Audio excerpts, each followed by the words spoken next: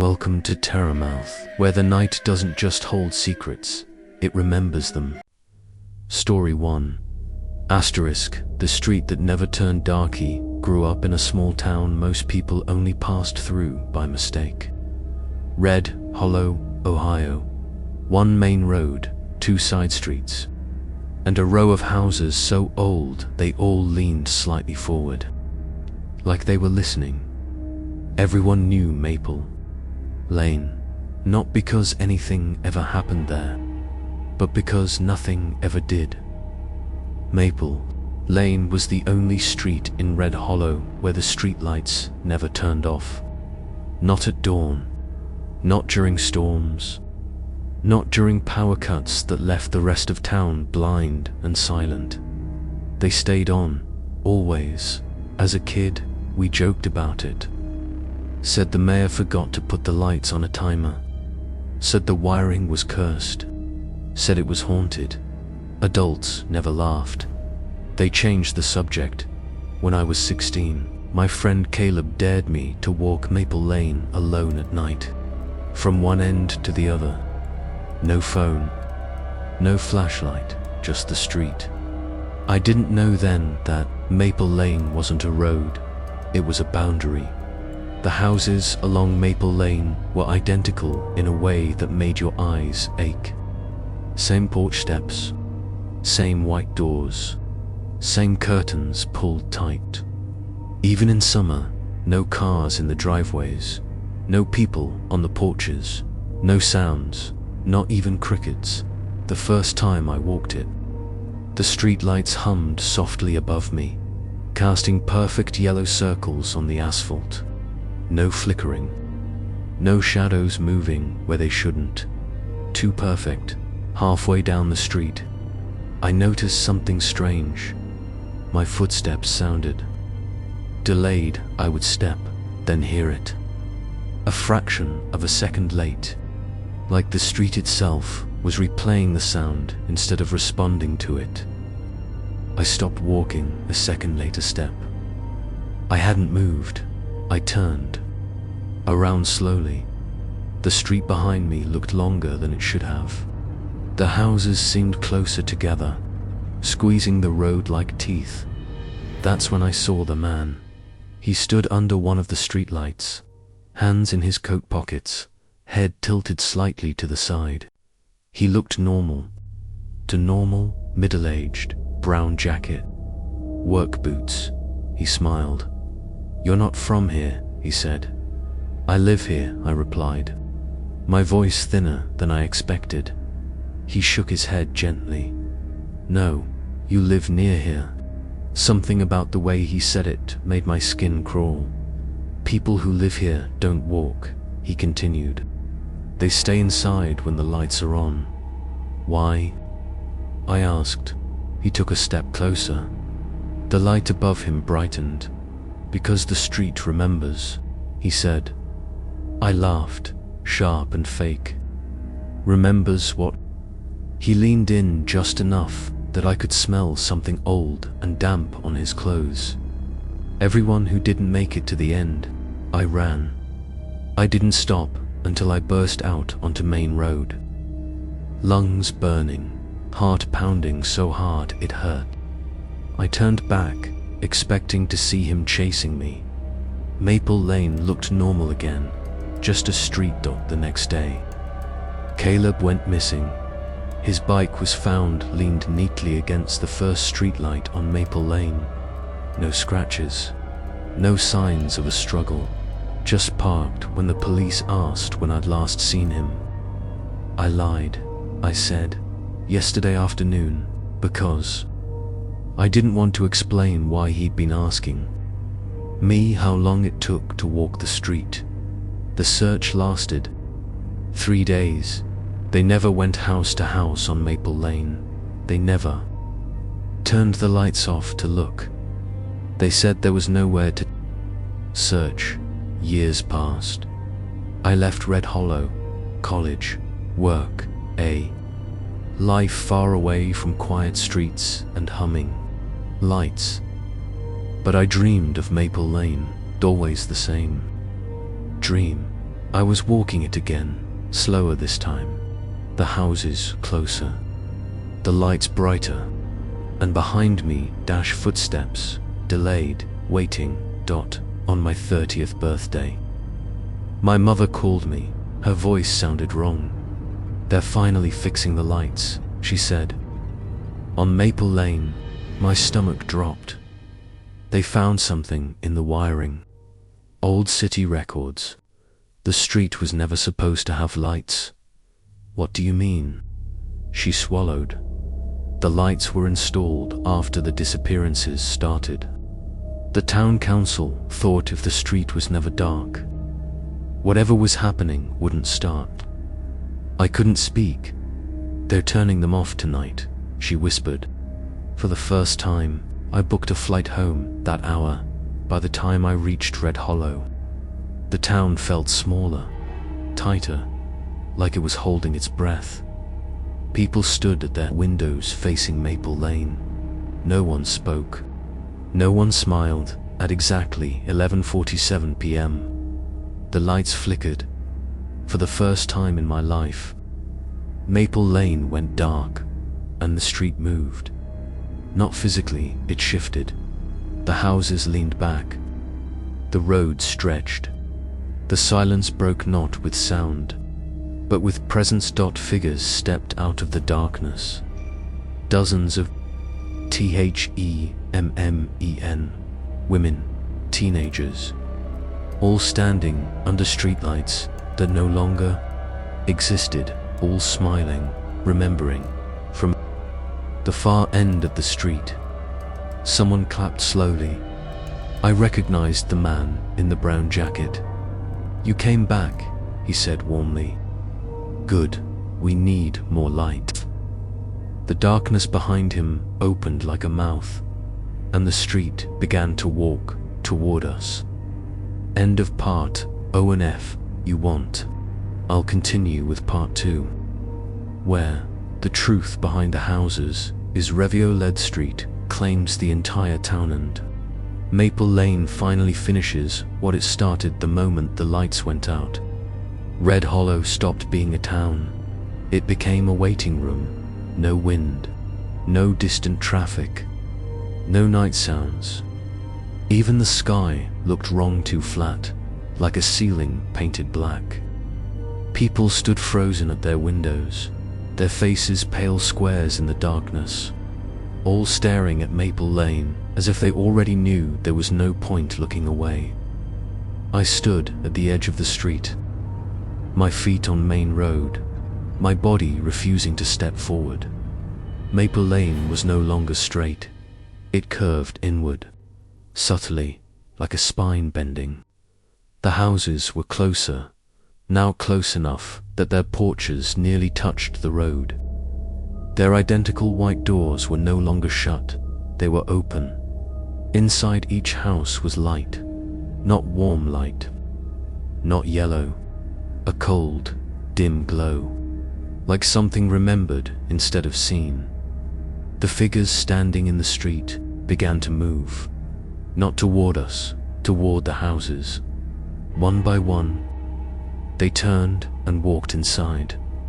I recognized them: Caleb, Mrs. Donnelly from the grocery store, the high school janitor who vanished my sophomore year.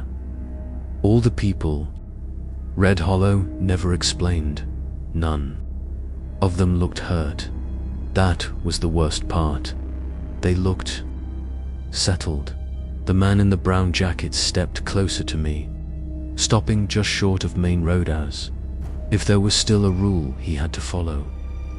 "Once the lights go off," he said gently, "the street finishes counting." "Counting what?" I whispered. "Steps," he replied. "Every foot that ever touched it." My mouth went dry. "Why?"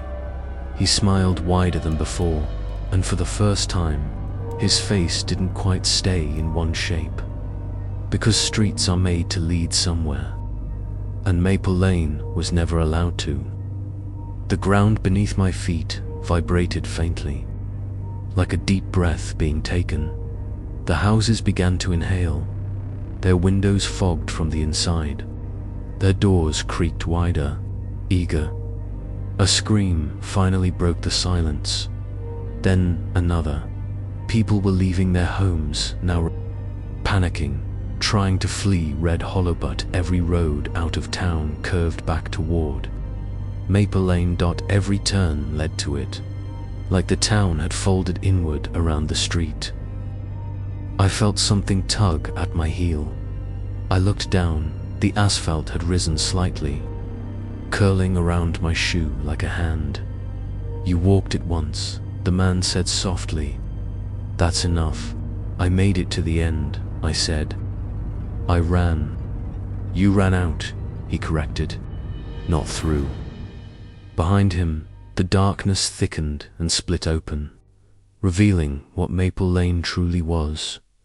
Not pavement, not houses. A corridor, a long, endless passage built from memory and routine and repetition. Every step ever taken on it had carved it deeper. Every person who walked it without purpose had fed it.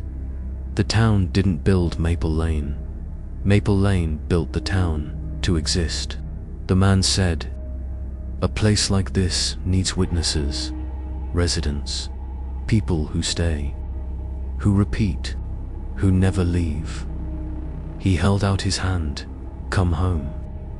The street pulled harder. I screamed and tore my foot free, stumbling backward onto Main Road. The moment my heel crossed the boundary, the pressure vanished. The man his stand recoiled. Rules, there were still rules. What about the lights? I shouted. Why keep them on all these years? He looked almost sad. They kept us asleep, he said, dreaming we were still a street. A sound rolled through Red Hollow, the not thunder. Not an earthquake, but a collective exhale. The houses collapsed inward. Doors slammed. Windows went dark. The figures screamed as they were pulled back inside.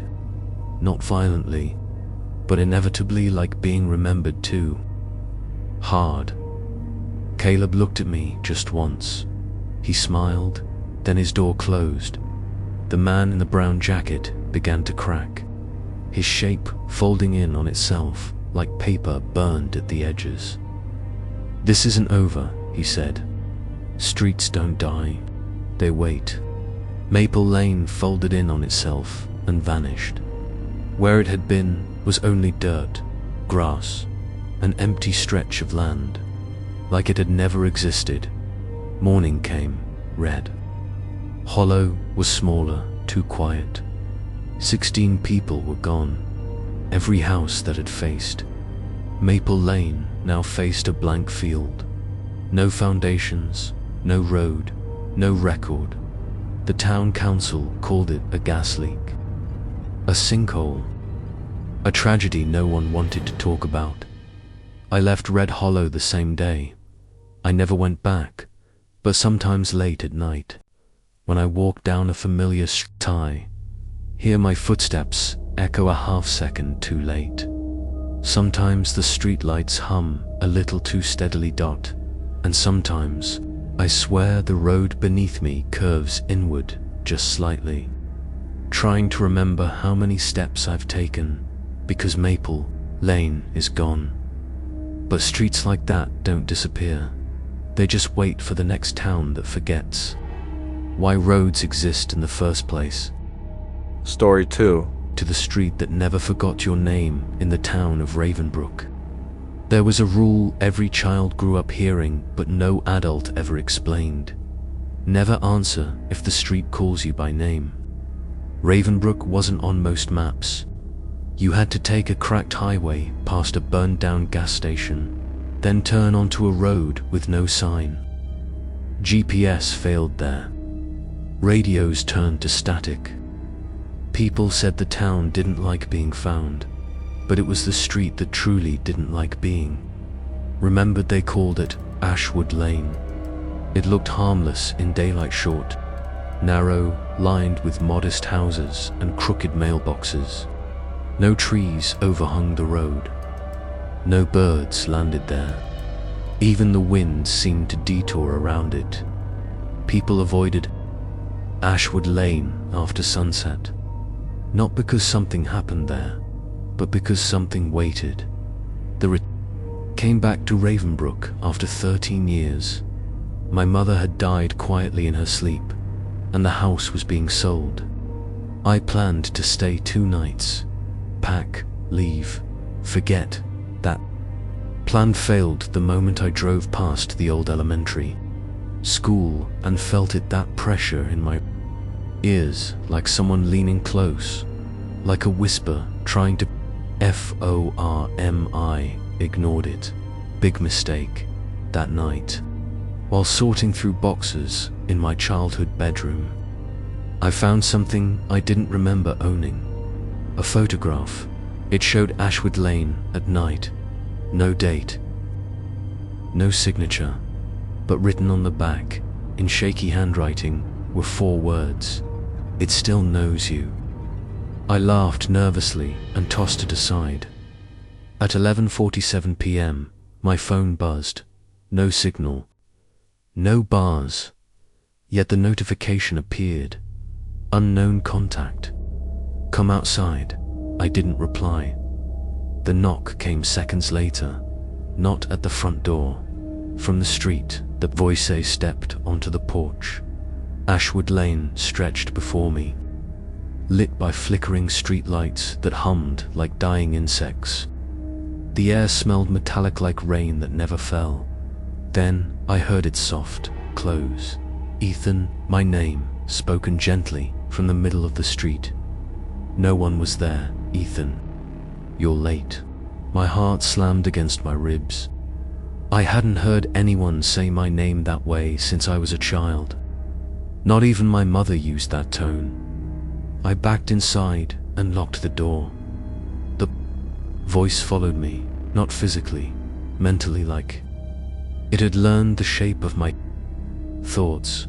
You promised you wouldn't forget. That night, I dreamed of Ashwood Lane as it used to be. Full, children, playing, neighbors, laughing. But every face was wrong. Their eyes were too still, too aware. And when I woke up, my feet were dirty, as if I'd been walking barefoot outside. The old NIGHB, Arthur. Next morning, I asked Mrs. Calder, the only neighbor who still lived near Ashwood Lane. Her face drained of color when I mentioned the street. "You heard it, didn't you?" she whispered. "Heard what?" I lied. She leaned closer. "The street doesn't take people anymore. It reminds them." She told me something no one had ever told me before. Ashwood Lane was built over an old service road. Before that, a footpath. Before that, something older. People used to go missing there, but not immediately. First, the street would say your name. Then it would show you things you'd forgot. Then it would ask for something back. "It remembers everyone who ever walked it," Mrs. Calder said, "and it hates being abandoned." I asked her why the houses were still standing, if no one lived there. She didn't answer. She just said, "It needs places to keep the memories." The first HOU seat that night. The voice returned, clearer, closer. "Ethan, you left something here, against every instinct." I walked. Ashwood Lane felt longer than it should have. Each step echoed twice. Streetlights blinked off behind me as I passed, plunging sections of the road into darkness. One house had its porch light on my old friend, Lucas's house. Lucas disappeared when we were 12. The front door was open. Inside, the air smelled like dust and rain-soaked paper. The living room was frozen in time, furniture intact, toys on the floor. A half-finished glass of water still sitting on the table. A TV turned on by itself, static, then images, me, Lucas, running down Ashwood Lane at night, laughing. Then the image froze on my face. A voice whispered from the walls, "Do you remember what you did?" My stomach dropped. I did remember. We were dared to knock on every door and run. Lucas knocked on one door too long. The handle turned. Someone pulled him. Inside, I ran. I never told anyone. The screen went black dot. The house side dots satisfied, but not finished. The PRO. I stepped back onto the street. Every porch light turned on at once. Dozens of houses, all awake, all waiting. The voice returned, no longer gentle. "You took their memories with you. Now, bring them back." The street began whispering other names, dozens, hundreds, some crying, some angry, some familiar. I ran. Behind me, Ashwood Lane stretched, lengthening, looping, refusing to end. And just before I reached my mother's house, I heard the words that froze my blood. Part 2 begins when you stop running. End of Part O&E when you're ready. Say give me Part 2 and I'll continue with the full dark conclusion where the street demands payment. The truth about the houses is revealed and Ethan must decide who leaves Ravenbrook alive. Asterisk. I stopped running the moment my feet halted. Ashwood Lane changed. The street lights stopped flickering. The houses leaned inward, just slightly, like people listening. The asphalt beneath my shoes felt warm, alive. The whispers faded into silence. Then the street spoke again, not from one place, from everywhere. "You ran once. You don't get to run again." The road beneath me cracked open, not physically, but visually, like a memory splitting apart. Suddenly, Ashwood Lane wasn't empty anymore. People stood on both sides. Dozens, hundreds, men, women, children, transparent, colorless, frozen mid-motion. They weren't ghosts. They were unfinished moments. Every person who had ever disappeared here. Every person who had been forgotten. And they were all looking at me. The truth about the HOUCs, the nearest house Lucases, opened its door again.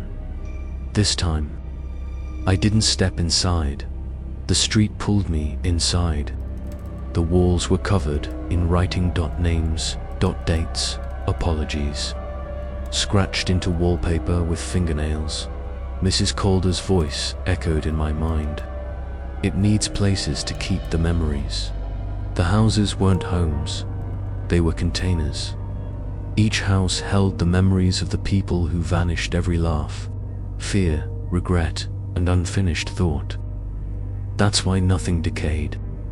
That's why the water glasses were still full. Ashwood Lane didn't kill people. It stored them. And when someone remembered the street, when someone returned, it rebalanced itself. The children who never left heard footsteps behind me. Small ones, bare feet on pavement. Children emerged from the darkness. Some I recognized, others I didn't.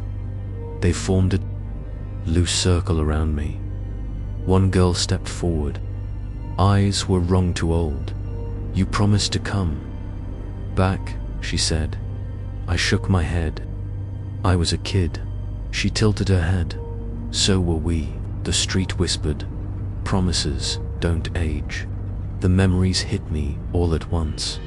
Kids daring each other. Kids laughing. Kids running home while others stayed behind. The street didn't choose victims randomly. Took the ones who stayed and punished the ones who left. The OFFR, the street made me an offer, not spoken aloud but placed directly into my chest, a choice. One soul to replace all the Memories I carried away. Or stay, become part of Ashwood Lane, become a voice, a whisper, a warning no one listens to. The street didn't want death, it wanted balance. My phone buzzed again, same unknown contact. This time, it showed a live video, my mother's house. The front door open, something standing inside, wearing my face. "You already belong here," the street said. "You just forgot." The final confession fell to my knees. I screamed Lucas's name. The street reacted. The lights flared. The houses groaned. For the first time, Ashwood Lane sounded angry. "Say it." I did, out loud. I ran. I left him. One chose myself. The street fell silent. Then, something incredible happened. One house, just one, went dark. Lucas's house. The door slammed shut. A memory released. A payment accepted. But balance was never fair. The Costi woke up at dawn on the curb. Ashwood Lane was empty. Again, normal, short, harmless. Mrs. Calder was standing across the street, tears in her eyes. "You gave it a truth," she said.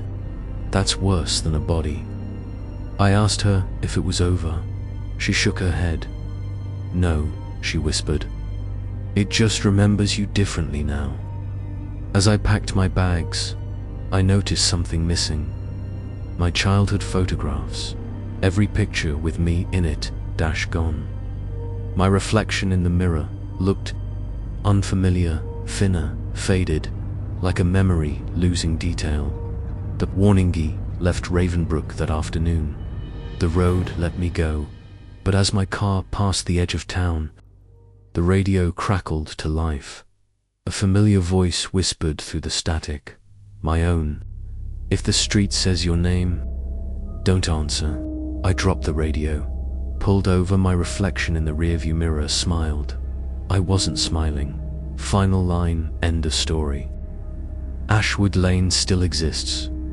You won't find it on a map, but if you ever walk down a quiet street and hear your name spoken softly from behind, keep walking, because the street never forgets, and it never forgives. Story 3. The road that moved while you slept. No one in Pinebrook remembered when Old Quarry Road first appeared. That alone should have been impossible.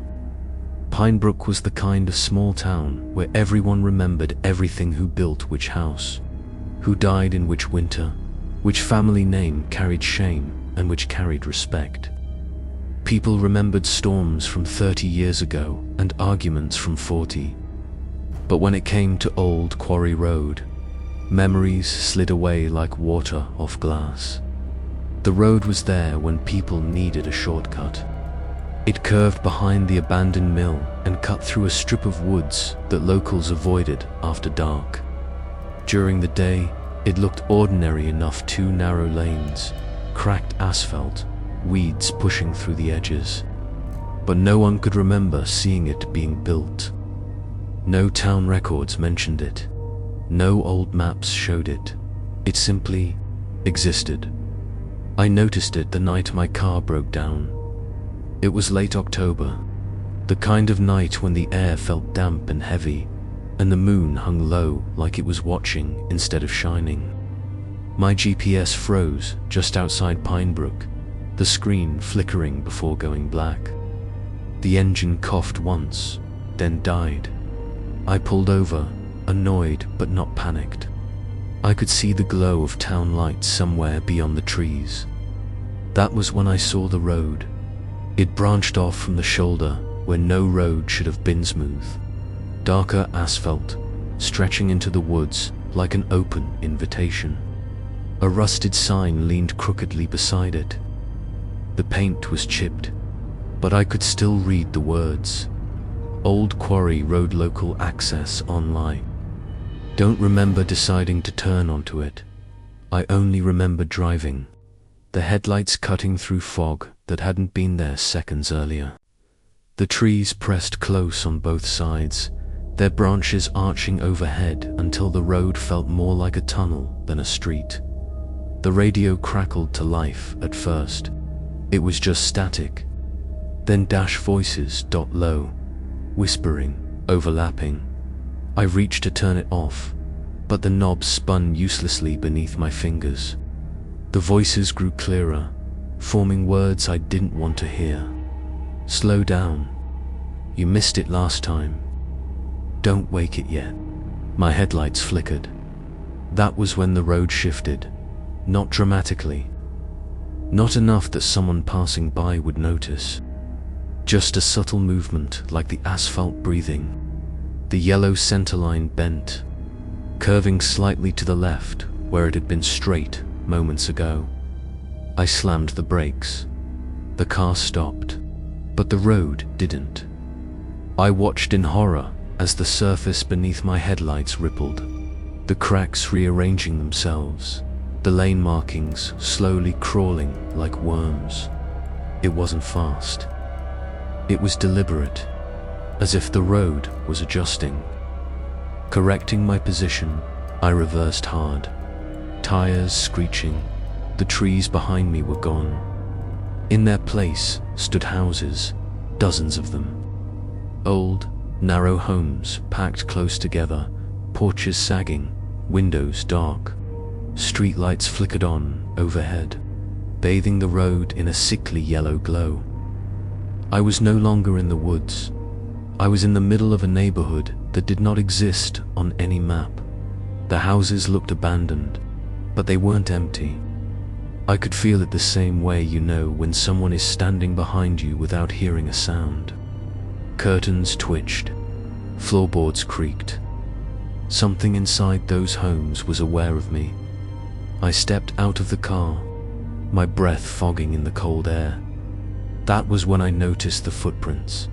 They covered the road, hundreds of them, bare feet, shoe prints from different decades-old leather soles, modern sneakers, even children's footprints layered into the asphalt itself, as if the road had swallowed them over time. I took one step forward. The streetlight above me flickered, then steadied. A door creaked open to my left. A man stood on the porch, thin and pale, wearing clothes that looked decades out of date. His eyes were wide, unblinking. He opened his mouth. "Don't walk," he said softly. "If you walk, it learns you." I froze.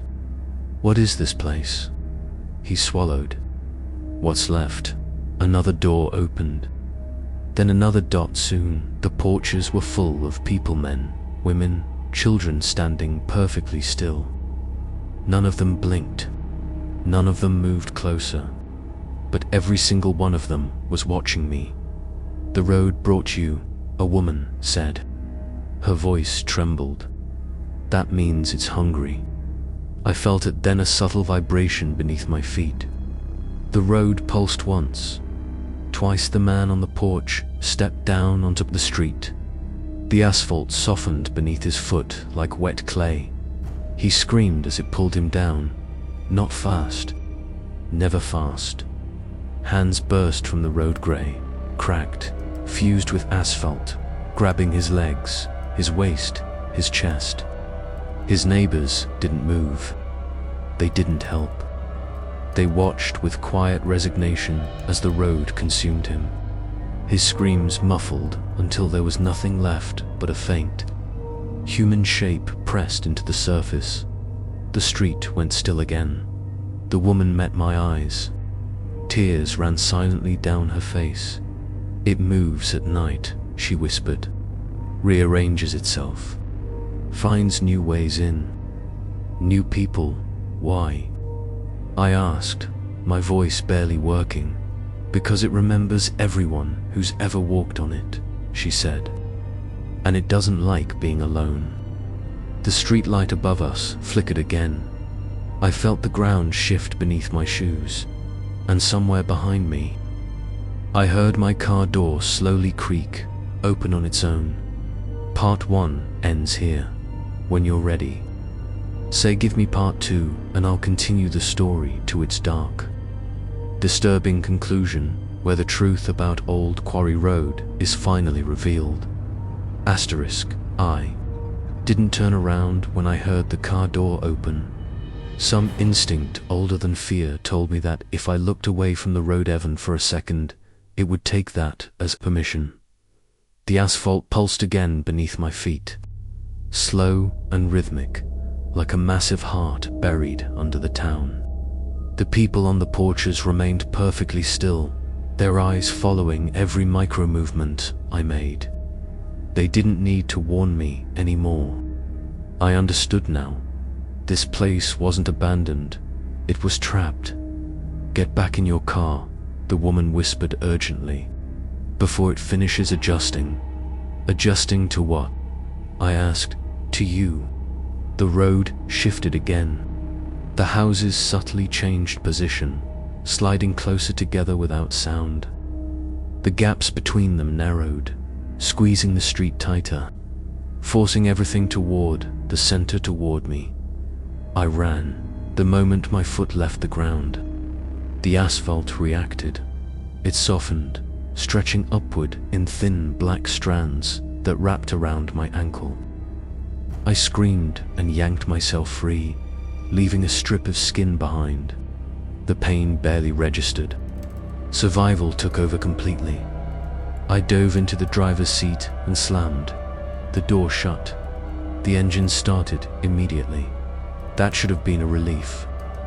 It wasn't, because the road ahead of me was no longer the same road I had driven in on. The yellow lines were gone. The streetlights bent inward like crooked fingers. And at the far end of the street where the woods should have been, I saw something moving. Not people, shapes, tall, uneven silhouettes rising directly from the road itself. Their bodies were fused with asphalt and concrete, faces half-formed, mouths permanently open in silent screams. I recognized the man who had been taken earlier, his face stretched across one of the figures, eyes frozen in terror. The road hadn't eaten him, it had added him. The radio turned on, again by itself. No static this time, just voices, hundreds of them speaking in perfect unison. Stay, they said. Walk, they said. Be remembered. I slammed the accelerator. The tires spun uselessly as the road gripped them like hands. The asphalt crawled up the wheels, sealing them in place. Cracks raced outward from beneath my car, forming new streets, new intersections, branching endlessly like veins. I wasn't on Old Quarry Road anymore. I was inside it. The woman from the porch appeared beside my window, her face suddenly inches from mine. She hadn't walked there. She had simply arrived. It only lets you leave if you give it something, she said quietly. What? I shouted. What does it want? She looked down at the road, then back at me. A replacement. The truth hit me all at once. Every person here had been a driver, a pedestrian, someone who took a wrong turn, someone who thought a shortcut would save time. The road didn't kill them, it trapped them, stretched their existence thin until they became part of the street itself, a living map of everyone who'd ever entered. And now it wanted me to choose. Behind me, the asphalt rose higher, climbing up the trunk of my car. The figures at the end of the street began to move closer, dragging themselves forward with wet, grinding sounds. The woman's eyes softened. If you don't choose, it will choose for you. I thought of Pinebrook, of the lights I'd seen in the distance, of how no one remembered when the road appeared, because the road erased the memory of anyone who survived. I opened the passenger door. The woman's eyes widened. No, I floored the accelerator again. The sudden imbalance tore the car free. The passenger side dropped as the road lunged upward, missing me by inches. The car shot forward, smashing through the figures ahead. Their bodies shattered into chunks of asphalt and bone that reattached themselves behind me. Sealing the street closed, the road screamed, yes, screamed, a deep, vibrating sound that rattled my teeth and split the windshield. The houses collapsed inward, folding like paper. Trees erupted from the ground where the neighborhood had been, roots twisting violently as the road tried to reshape itself. One last time, then silence. I was back on the highway. My car skidded to a stop on normal pavement. The trees were gone. Pinebrook's lights glowed peacefully in the distance. The road behind me ended abruptly, no turn-off, no sign, no crack in the shoulder. Old Quarry Road was gone. The police found me hours later, sitting in the car, shaking, unable to explain what had happened. My GPS worked again. The radio played softly, like nothing had ever been wrong. They told me I'd fallen asleep at the wheel. They told me there was no such thing as Old Quarry Road. And for a while, I almost believed them, until weeks later, when Pinebrook repaved one of its streets beneath the fresh asphalt. Workers found footprints, hundreds of them, bare feet, old shoes, children's steps, all pointing inward, toward the center of the road. And sometimes, late at night, when the town is quiet and the streets are empty, residents swear they hear something beneath the pavement, a low, rhythmic pulsing, like a road that's still awake, like a road that remembers. Story 4. The street that never faced the sun. No one. In Briarwick ever walked down Hollowbrick Street after sunset. It wasn't a rule. There were no signs, no warnings from police or elders. It was just something people learned the same way. You learn not to touch a hot stove by watching what happened to others. Hollowbrick Street ran perfectly straight through the oldest part of town. During the day, it looked harmless. Cracked sidewalks, boarded shops, brick townhouses with faded paint. But there was something odd about it, even in sunlight. The street never got warm. No matter the season, the bricks stayed cold. Snow melted everywhere else first. In summer, the heat shimmered above nearby roads. But Hollowbrick remained dull, grey, untouched, and at night, it became something else. The first disappearance happened 20 years ago. A delivery driver named Paul Ivers parked his van at the corner around 9:40 p.m. He was supposed to drop a package at the far end of the street. Neighbors later said they heard his footsteps echoing normal at first, then slowing, then stopping altogether. His van was found the next morning, still running, door open, package untouched. Paul was never seen again. After that, people noticed patterns. Anyone who entered Hollowbrick Street at night was not taken immediately. They were allowed to walk, sometimes for minutes, sometimes longer, long enough to believe nothing was wrong, until the street changed its depth. Residents described it the same way every time. The sound of footsteps suddenly losing their echo, as if the ground beneath the walker had grown too soft, too deep, like stepping into water without seeing it. By the time people realized something was wrong, it was already too late. The street did not swallow them, it kept them years past. Briarwick grew smaller. Families moved away. Hollowbrick Street remained, quietly avoided. Even GPS routes curved around it without explanation.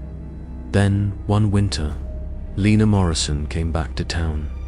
She had grown up 3 houses away from Hollowbrick Street, but left as soon as she turned 18. She told people she never believed the stories. That fear made towns invent myths. She only stayed because her mother died. The funeral ended early. Snow began falling harder than expected. By 7 p.m., the town was buried under white silence. Lena decided to walk home. Hollowbrick Street was the shortest path. She hesitated at the corner, staring down the road. Streetlights glowed dimly, their light stopping short of the pavement as if afraid to touch it. "Get a grip," she muttered. Stepping forward, her boots hit the bricks. Cold rushed through her feet instantly, like she'd stepped onto ice instead of stone. Halfway down the street, the air changed. It wasn't colder. It was thicker. Her breath sounded wrong. Too loud. Too close. She slowed. That was when she noticed the faces. They weren't fully visible, just impressions beneath the bricks. Subtle curves, indents where eyes should be, mouths stretched long, frozen mid-breath. She crouched, heart racing. The brick beneath her gloved hand was warm now. It pulsed. Lena staggered back. The streetlight behind her flickered, and the sound began. Footsteps, not hers. They came from all directions, echoing inside the bricks themselves. Hundreds of steps, layered, uneven, desperate. Voices followed, not screams, whispers. "Stay. Lie down, it's lighter underneath." The ground dipped just an inch, but enough. Lena ran. Her foot sank ankle deep into the street, as if the brick had softened into tar. She yanked it free, leaving behind a shoe-shaped impression that slowly filled itself back in. She didn't look back again. She reached the end of the street and collapsed onto normal pavement. Gasping, behind her, Hollowbrick Street was empty, silent, cold again, at home. Lena couldn't sleep. Every time she closed her eyes, she felt pressure on her chest, like lying under a crowd and beneath her bed. Something shifted, softly, rhythmically, like footsteps learning how to walk upward. Lena tried to leave. Briarwick. The next morning, her car wouldn't start. The engine turned. Lights came on. The radio worked. But the moment she tried to shift into drive, the dashboard went black, as if the car blinked. She stepped out and noticed something worse. Her driveway had changed. The concrete looked normal, but when she pressed her boot down, it gave slightly like compacted dirt beneath a thin shell. She lifted her foot quickly, heart pounding. Across the street, her neighbor stood frozen on his porch, staring at the ground. "Does it feel wrong to you?" he asked quietly. Before Lena could answer, his porch boards sank inward, folding like wet cardboard. He screamed once as the ground pulled him down slowly, gently, until only his hands remained. Then those two slipped away. No sound followed. By noon, Briarwick was unraveling. Pavements sagged. Sidewalks breathed. Streets dipped where people walked too long. The town hadn't noticed before because Hollowbrick Street had been containing it. Now, it was full. Lena ran to the town records office, breaking in through a window. Old maps lay scattered everywhere, hand-drawn plans, yellowed pages. Town layouts going back over a century. One map stopped her cold. Hollowbrick Street wasn't drawn as a road. It was shaded, labeled only with one word. Foundation. A journal lay nearby, its pages warped and brittle. She flipped through it, hands shaking. The earth beneath Briarwick is unstable, not physically, but spatially. It does not collapse. It accumulates. The journal belonged to a surveyor from 1903. He wrote about people going missing during road construction, about ground that swallowed sound. About streets that grew heavier the more footsteps crossed them. We discovered the solution accidentally. One street, one direction, a place to push the excess down. Hollow Street wasn't cursed. It was a pressure valve. Everyone who vanished hadn't died. They'd been stored. Knock echoed through the building. Slow, heavy, not. At the door, from the floor, cracks spread across the tiles as something pressed upward, prints of faces stretching beneath the surface. Mouths opening sound less lie.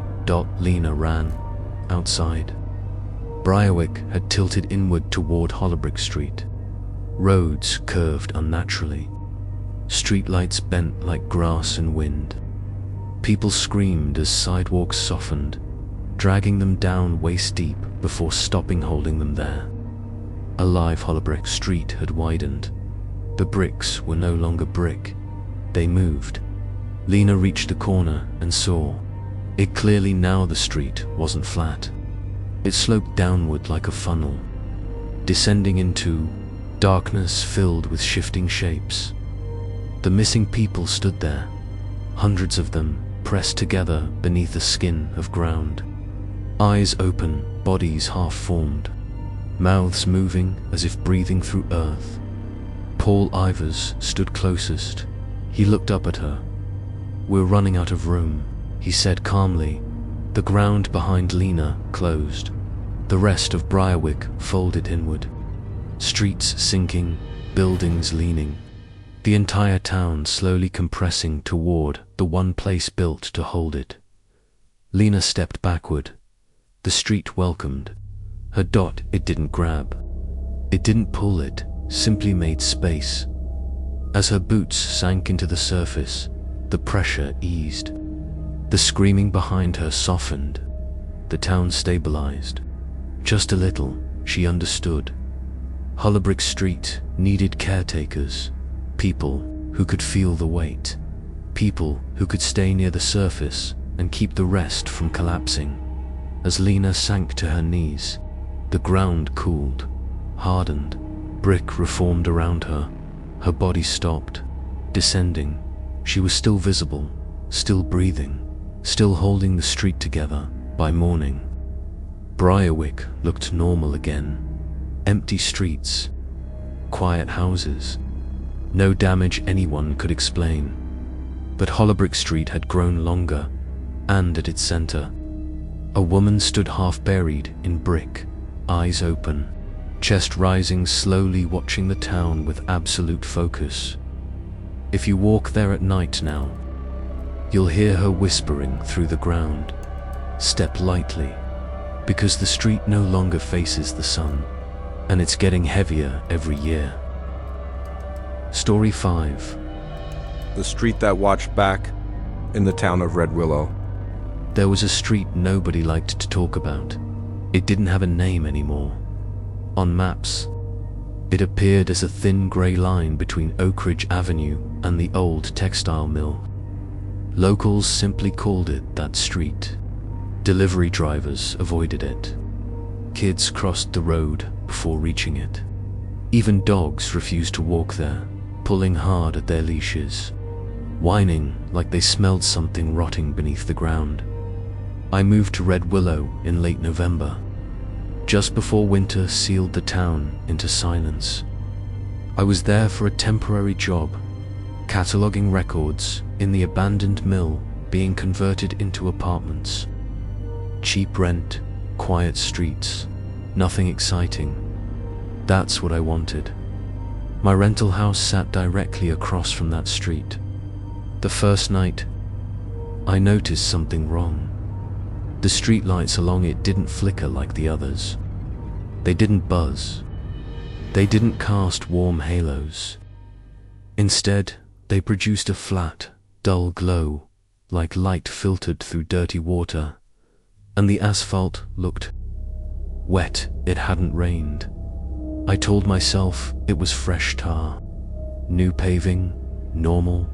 But when I looked around, then looked back, the surface seemed to shift. like skin settling after a breath. The first unease grew slowly. Every morning, as I stepped outside, I felt watched. Not from houses, not from windows, from below. It started as a sensation pressure at the soles of my feet, as if something beneath the street leaned upward, aware of me. One morning, I froze mid-step. I swear the road tightened, not cracked, not buckled, tightened, like a muscle flexing. I laughed it off nervously and walked faster later that day. At the corner store, I asked the cashier, an older woman named Marjorie, about the street. Her hand froze on the register. "You don't live on it, do you?" she asked quietly. "No, just across." She exhaled, relieved, but not fully. "Then don't walk on it at night," she said. "And don't stop if you feel."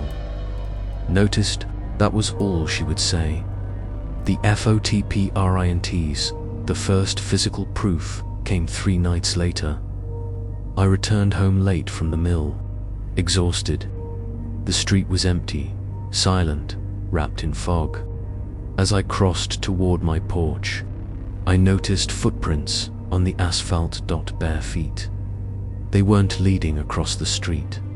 They were coming up from it, perfectly shaped impressions, as if someone had pressed their soles upward from beneath the road.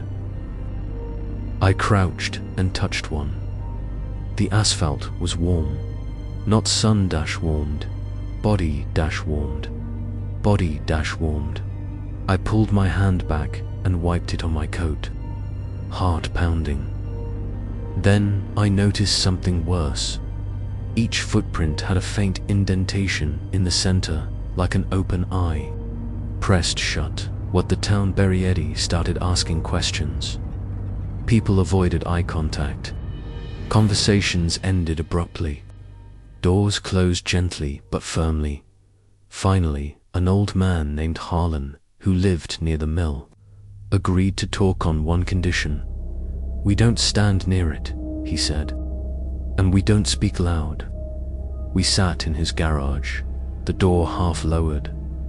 "That street wasn't always a street," Harlan said. "Before the mill, before the town, that ground was used." "For what?" I asked. He swallowed, watching. He explained that Red Willow began as a settlement of workers under strict control. The owners believed in methods, punishment that didn't require walls. People accused of stealing, dissent, disobedience, they were taken to a pit that ran where the street now lay. They said the ground would remember, Harlan whispered. They said eyes would open beneath it, that the earth itself would learn to see. The pit collapsed during a winter storm. Dozens vanished. No bodies recovered. Years later, the street was paved over. They thought burying it would stop it, he said. Instead, it learned how to wait.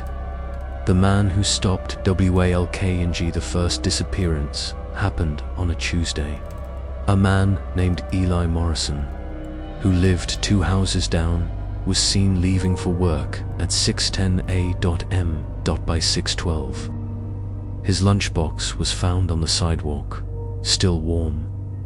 There were no signs of struggle, only a shallow depression in the street, human shape, as if someone had laid down and been gently pressed into the asphalt. By evening, the surface was smooth again. That night, I couldn't sleep. I stood at my window, staring at the street, and then I saw it. Dozens of faint bulges rose slowly across the asphalt, like knuckles pressing from underneath, within them dim, round shapes, eyes. They didn't blink. They were all facing my house. When it noticed Mitha next morning, my shoes stuck to the pavement just slightly, enough to feel it, enough to know it wasn't my imagination anymore. I tried to pull my foot free. The asphalt tightened again, then Faintly I heard a sound, breathing not. From above, from below. That was when I understood. The truth no one in Red Willow would say aloud. The street wasn't haunted, it was alive, and it had finally decided to see me. I didn't sleep that night. Every time I closed my eyes, I felt pressure beneath my feet, like something practicing the shape of me. The streetlights outside never turned off. At 3:17 a.m., I noticed they had shifted. They were angled inward, toward my house, not the bulbs, the poles, bent slightly, as if bowing. That's when the tapping started. Not on my door, on the road, a slow, rhythmic sound, fingertips, nails, knuckles testing, the first voice from BLO 12U at dawn. Red Willow was silent in a way I'd never felt before. No birds, no wind. Even the mill's loose metal sheets were still. I stepped outside against every instinct, screaming not to. The asphalt was dry now, but darker, veined, almost marbled. Then I heard it. My name, spoken softly from beneath the street. It wasn't a single voice. It was many, layered together, all slightly out of sync. They didn't speak like people. They spoke like memories. I see you, it whispered. I ran. The street shifted under me. Not enough to throw me down, just enough to remind me it could. When I reached my porch, I felt something brush my ankle. A hand, warm, still attached to nothing. What really happened to Illa by noon? Police tape surrounded the street. 2 officers stood at opposite ends, refusing to step closer. I overheard them talking. They found Eli Morrison, not whole, not buried, flattened, pressed into a perfect, 2-dimensional shape beneath the asphalt, like a fossil forming in real time. His face, still aware, had been frozen mid-scream. His eyes were open and looking up. They're all down there, one officer said quietly. Everyone who ever vanished that night. Red Willow held an emergency meeting at the town hall. I went. That was my mistake. The truth, the town never teared all day. Locked the doors once everyone was inside. The mayor, a woman who'd never looked afraid before, finally said it. The street watchers to remember. She explained that the pit was never meant to kill. It was meant to record punishment through observation. Days spent being watched from every angle. Guilt magnified until people confessed to crimes they hadn't committed, just to be removed. But when the pit collapsed, something changed. All that attention, she said, voice trembling, all that fear, it soaked into the ground. The street learned what it meant to look, and it learned what it meant to be ignored. Now, every year, it chose, not randomly, intentionally, people who noticed it too much or too little, people who saw, and people who refused to. Then she looked directly at me. It has you now. The OFE are that night. The street spoke clearly. I stood at my window as the asphalt opened. Not cracked, opened eyes, bloomed across the surface like infections. Thousands of them. Some young, some ancient, some still blinking with terror. A mouth formed, not centered, everywhere. You will stay, it said, or you will replace. I felt memories being pulled from my moments of shame, guilt, things I'd buried. It tasted them, hungry. Then it showed me something. Worse, the truth. The street didn't just trap people. It needed a watcher. Someone above. Someone aware. Someone to witness. It's so it didn't fade. Survived because someone always stayed until they didn't. becoming the EYE-sat sunrise.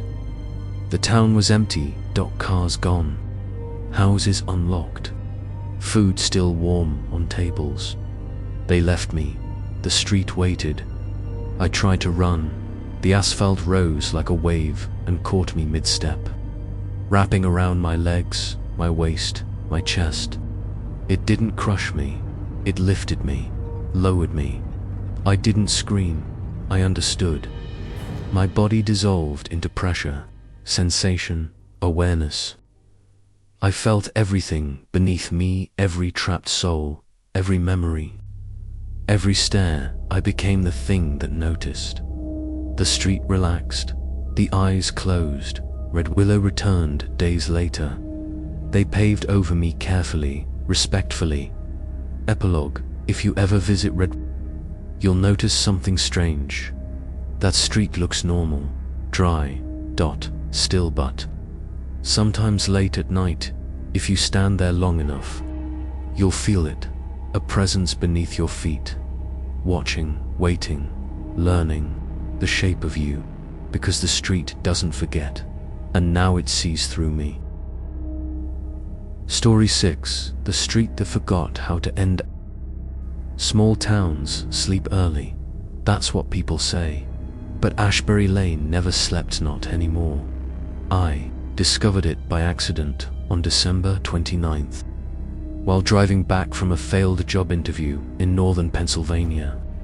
My GPS rerouted me off the highway due to temporary road closures.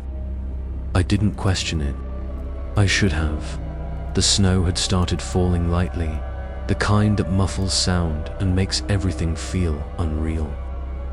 I turned onto a narrow street lined with identical houses, same porches, same windows, same faded wreaths still hanging weeks after Christmas. The street sign read, Ashbury Leanino Outlet. Should have been my first warning. The second was the silence. No wind, no dogs, no distant highway hum. Just the soft crunch of tires on snow and my own breathing as I drove. I noticed something strange. Every house had its lights on, every single one, but I didn't see a single person. No silhouettes, no movement behind curtains, no cars in driveways. I slowed down, uneasy, halfway down the street. My car stalled. The engine cut out without warning. I tried the ignition, nothing. My phone had no signal. That's when the clock on my dashboard changed. 11:58 p.m., 2 minutes to midnight. New Year's Eve was 2 days away. Yet the radio, when it suddenly crackled to life, was counting down. 3, 2, then silence. The clock didn't move. I sat there for what felt like 10 minutes. Still, 11:58. I stepped out of the car. The air was wrong, cold, but thick like breathing through damp cloth. As my boots touched the road, I felt it, a vibration, not from the ground, from beneath it. Ashbury Lane was humming, low, steady, almost patient. I walked toward the nearest house and knocked. No answer. I knocked harder. Still nothing, but I could hear something now. Footsteps behind me. I turned quickly. The street was empty, but the footprints in the snow, they were appearing on their own, each step forming slowly, deliberately, as if an invisible person was walking toward me. I backed away. The footprints stopped. Then the streetlights flickered, and when they stabilized, the houses had changed. The wreaths were gone. The paint was peeling. The windows were boarded up. Ashbury Lane had aged decades in seconds. My heart pounded. Ran back to my car. The driver's door was gone, not open. Gone in its place was smooth metal, as if the car had been melted and reshaped. The road vibrated. Again stronger this time, a crack formed in the asphalt beneath my feet. I stumbled back as the street split open like skin. Inside wasn't dirt, it wasn't pipes, it was a room, a narrow hallway lined with doors, and behind those doors, I heard voices, hundreds of them, all whispering the same thing. It's still not over. The street sealed itself shut. The clock on my dashboard changed. Again, 11:58 p.m. I screamed, a porch light turned on across the street. A man stood there, motionless, middle-aged, snow collecting on his shoulders. I shouted for help. He didn't respond. I stepped closer. That's when I saw his eyes. They were wide open, brosen.unblinking. His mouth moved, but the voice didn't match his lips. It came from everywhere. You arrived before the ending, the street said. Ran. The lane stretched endlessly, no matter how fast I moved. Every step echoed too loudly, like I was running inside a tunnel. Finally, I collapsed. When I looked up, the man was standing over me. He bent down slowly and whispered in his own voice this time. I've been here since 1997. It's still 11:58. He pointed at the road. Beneath the asphalt, I could see shapes now. People pressed flat, eyes open, mouths screaming silently, all facing upward, watching, waiting. The man smiled. When midnight comes, he said, someone has to leave. The streetlights went out, and the humming grew louder. End of part O&E when you're ready. Say give me part 2 and I'll deliver a much darker, disturbing conclusion where midnight finally approaches. The true purpose of Ashbury Lane is revealed. Then the street chooses who replaces the ones beneath it. Ashbury Lane inhaled. That's the way I can describe it. The ground vibrated harder than before. Not violently, but expectantly, like something massive. Drawing breath after waiting a very long time, the streetlights flickered back on one by one, stretching far into the distance. The lane was longer now, much longer than before. Houses continued beyond where the road should have ended, fading into fog that smelled faintly of rust and burned wire. The man stepped back from me. I don't remember my real name anymore, he said calmly. The street doesn't like names. They remind people they existed. Before, the clock on my dashboard blinked. Again, 11:59 p.m. My stomach dropped. The hum beneath the road deepened into something rhythmic, like a heartbeat. I asked him what Ashbury Lane was. He didn't answer right away. Instead, he gestured toward one of the houses. Pick one, he said. I didn't want to move. Every instinct screamed that entering any of those houses was a mistake. But the street pushed me forward, not physically, mentally, like a thought planted behind my eyes that wouldn't let go.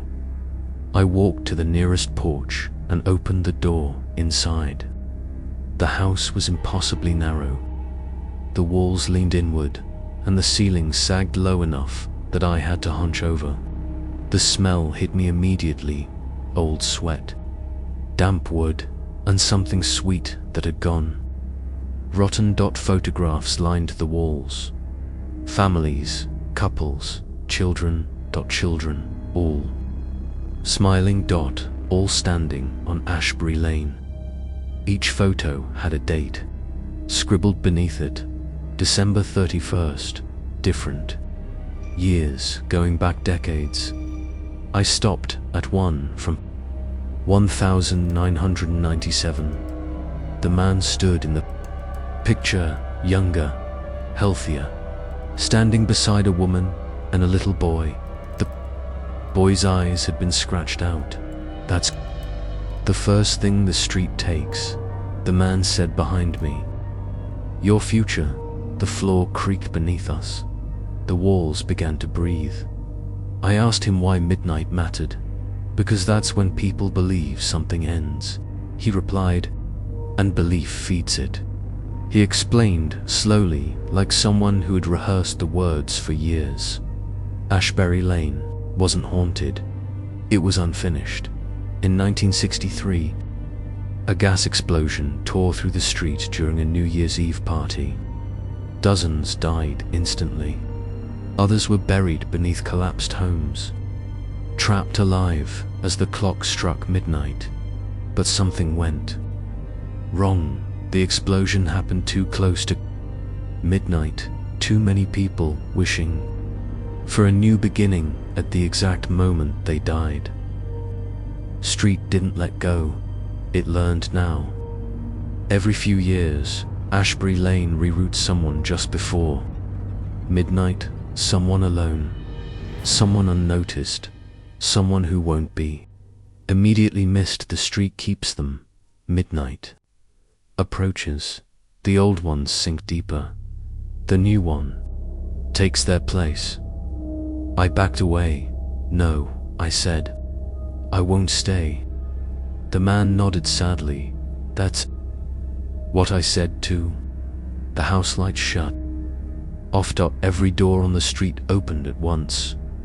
I heard footsteps, hundreds of them, the people beneath the road were rising. Not fully, just enough. Hands pressed through cracks in the asphalt. Faces bulged beneath the surface like drowning swimmers beneath. Eyes stopped, their mouths moved. Not screaming, counting. 10, 9. The man grabbed my arm. "If midnight comes with no replacement," he whispered urgently, "the street resets." "What does that mean?" I asked. His grip tightened. "Everyone wakes up at 11:58 again, forever." The countdown echoed everywhere now. The sky darkened unnaturally. Stars blinking out one by one. Saw myself reflected in a window, but my reflection was delayed. Smiling, I pulled away from the man and ran toward my car. The metal reshaped itself again, this time forming a door. The clock read 11 hours, 59 minutes, and 45 seconds. I dove inside. The engine turned over. Immediately, the street screamed. A sound like tearing concrete and breaking bones. The road buckled behind me as I sped forward. The man stood in the middle of the lane, watching, not angry, relieved. As the seconds ticked down, the street split open beneath him. Hands grabbed his legs. His body sank. He never looked away from me.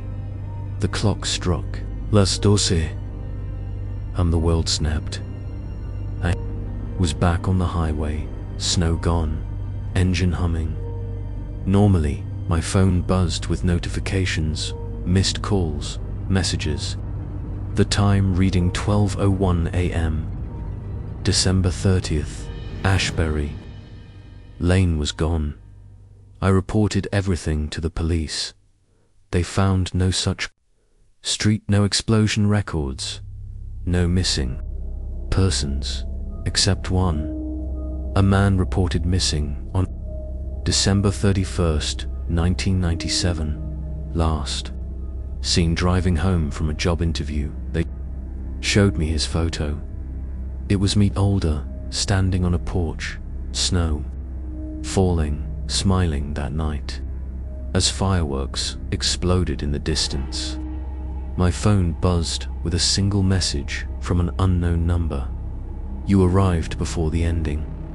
Outside my window, the streetlight flickered, and somewhere beneath the road, Something began to hum.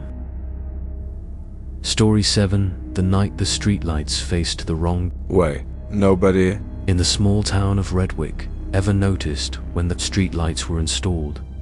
That was the strange part. They'd always been there according to everyone, lining Ashbury Street from one end to the other, evenly spaced, humming softly at night like insects trapped in glass. People grew up under them. Kids learned to ride bikes beneath their glow. Couples kissed under them. Funerals passed beneath them, and yet, no one remembered the day they appeared. I noticed something wrong the night my car broke down. Ashbury Street wasn't supposed to be on my way home. I'd lived in Redwick my whole life, but the detour signs forced me onto it after a water main burst downtown. I didn't think much of it at first. Same cracked sidewalks, same identical houses with sagging porches, same silence that fell a little too quickly once the sun went down.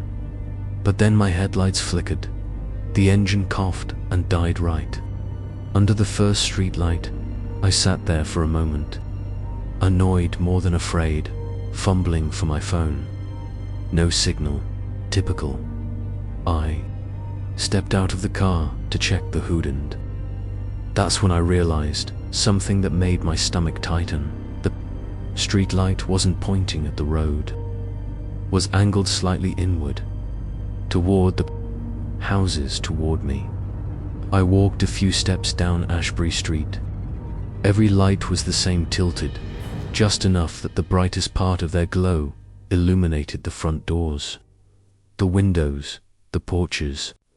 Not the pavement, not the street itself, like they weren't meant to help drivers, like they were meant to watch people. I laughed nervously and told myself it was bad installation.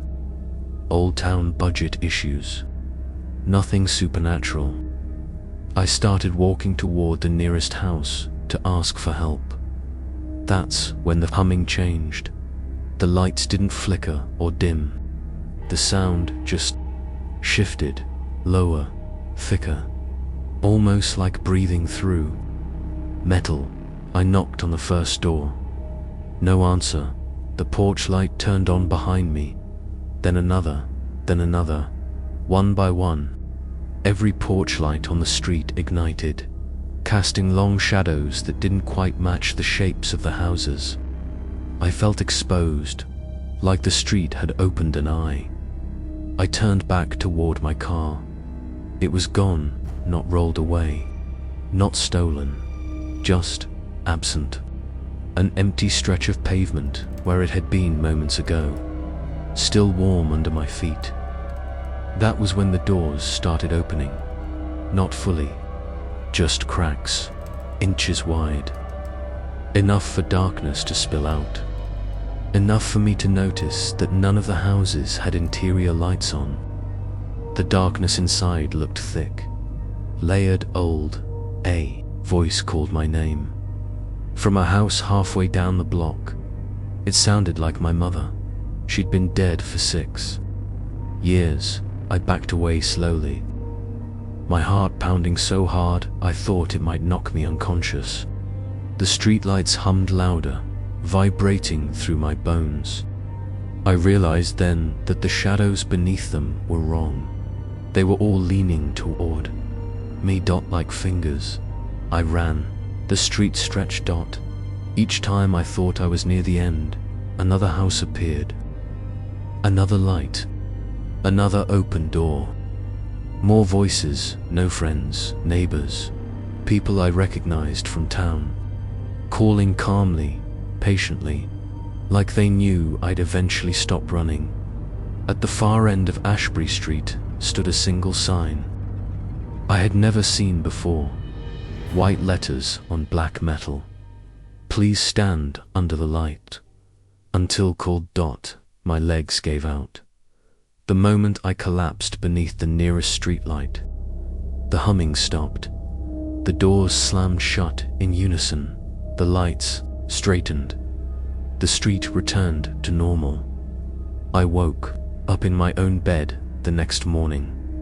Everyone in town said I'd collapsed from exhaustion, that I'd been found on Ashbury Street, lying neatly on the sidewalk beneath ASTREETLIGHT. No one mentioned the sign. No one mentioned the doors. But that night, when I looked out my bedroom window, I saw something new. Every streetlight on Ashbury Street had rotated, just slightly, facing my house. I tried to convince myself it was a stress dream. That's what everyone does when something impossible happens, but the world keeps functioning as if it didn't. You label it a hallucination, a panic episode, exhaust in anything that lets you keep breathing without screaming. But Ashbury Street didn't forget me the next night. At exactly 11:43 p.m., the streetlights outside my window clicked, not flickered, clicked, one by one, like a chain of teeth locking into place. I stood at my bedroom window, heart crawling up my throat, watching the metal heads of the lamps rotate, slowly, precisely, all of them turning, until their brightest beams aimed directly at my house. My porch light turned on by itself, then my hallway light, then the lamp in my bedroom. I hadn't touched a switch. My phone buzzed. No number, no caller ID, just a black screen with white text. You stood under the light. Now you belong to the street. I didn't sleep. By morning, the town was normal again. Kids waiting for the school bus, a jogger passing by, the mail truck rattling down the road. When I asked my neighbor if the lights had been acting strange, he frowned like I'd asked something deeply inappropriate. "They've always been like that," he said. "You feeling okay?" That was the first time I noticed the gaps.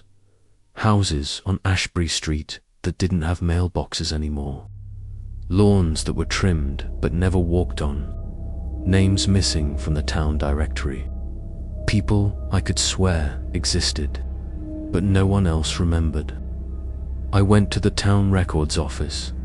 The clerk flipped through decades of missing person reports with unsettling ease. No panic, no urgency. "Redwick doesn't lose people," she said flatly.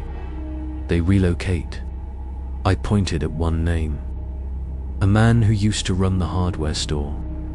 I remembered his laugh, his bad breath, his limp. She shook her head. No record of him living here. That night, the streetlights leaned closer. The humming returned stronger now, vibrating through the walls. My mirrors reflected the glow even when I covered the windows. The air smelled like ozone and dust, and then I heard footsteps outside my door, slow, heavy, unhurried. Knock. 3 taps. I didn't answer. The voice came. "Anyway, please stand under the light until called." Not my mother's voice this time, mine. The door opened on its own. Ashbury Street was waiting. I don't remember walking outside, but I remember standing beneath the streetlights. The metal pole was warm, almost pulsing. The light above me bent downward, casting my shadow directly beneath my feet. For the first time, the houses opened fully. Inside them were rooms stacked on top of rooms, staircases that led nowhere, bedrooms filled with people standing perfectly still beneath small, ceiling-mounted lights. Their faces were blank, but their eyes were awake. I recognized them. The hardware store owner, my third-grade teacher, a woman who used to sit behind me in church, people who had vanished quietly over the years. None of them spoke. The streetlight above me lowered, not falling, bowing. The humming formed words inside my skull. "You noticed us. it said. You saw where we looked. The truth unfolded all at once. Ashbury Street wasn't a road, it was a corridor, a holding place for the town's excess, its grief. It's forgotten, it's inconvenient. Every time Redwick needed to stay quiet, stay normal, stay clean, the street took someone, not violently, patiently, people who noticed patterns, people who remembered too much, people who stood under the light and saw. The sign appeared behind me. Please stand under the light until called. A door opened beneath the streetlight itself. I felt my name being pulled from me, peeled away, syllable by syllable. My memories thinning, my face loosening. I screamed, and somewhere, deep inside the metal, something paused, because someone was watching, not from the houses, from inside the light. Every person who had ever stood there wasn't gone. They were powering it. The streetlight flickered. For the first time in its existence, I ran. I don't know how long it let me go. I woke up in the hospital 3 days later, dehydrated, exhausted, found wandering the edge of town, muttering about angles and shadows. Ashbury Street was closed, permanently barricaded, removed from maps, declared unsafe due to infrastructure failure. The streetlights were taken down. That should have been the end. But last night, as I walked home, I noticed something. A new light pole, installed at the corner of my street, angled slightly, inward, facing my house, and somewhere inside it, something hums in my voice, waiting for someone else to notice, waiting to be called. Thanks for watching. Like, comment, and subscribe. Terror Mouth.